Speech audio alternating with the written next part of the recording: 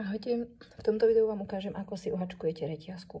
V predošlom videu sme si ukázali, ako si urobíte slúčku, úplný základ. Teraz si urobíme reťazku, čo je základ napríklad pre hačkovanie v rade. Takže si pichneme si do očka. Krátka časť je medzi háčikom a tou dlhou priadzou, ktorá je na klbku. Tu nestriháme. Namotáme si priadzu takto na prst. Chytíme si tú slučku. Snažíme sa úplne čo najbližšie k nej. Háčik si vložíme do očka. Naberieme priadzu, buď spredu, alebo zozadu.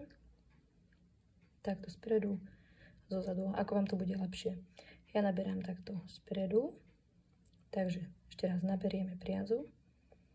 A pomaly si pretiahneme cez očko. Takto vám bude problém, keď ju budete preťahovať, lebo ten háčik, ak si pozriete, je zle otočený. Takže si ho otočíme ako keby dovnútra tej reťazky.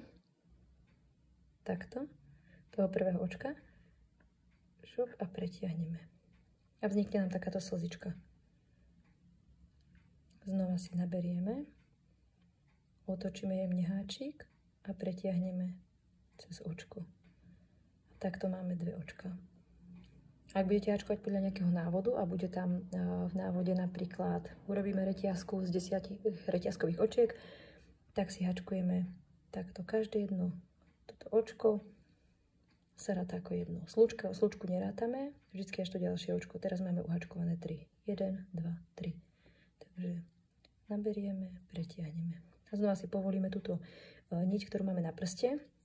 Keď ju máte hrozne, keď ju máte hrozne napevno, tak sa vám to zle preťahuje a tým pádom sa vám aj zmenší očko a ťažko sa to preťahuje. Kdežto keď ju máte síce napnutú, ale nie úplne. Keď by sme ju mali úplne napnutú, poďte sa to očko sa úplne sa to zmenší a nedá sa to pretiahnuť. Ešte sa nám to aj vypára. Takže vždycky naberieme očko. Tak. Vždycky nahádzujeme tak. Mne sa to vyplietlo.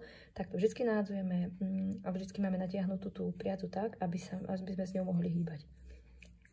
Tak a keď hačkujete reťazku, vždycky si ju chytajte čo najbližšie. Keď ju budete držať takto ďaleko, tak sa vám to bude hrozne zle naberať, bude to na voľno.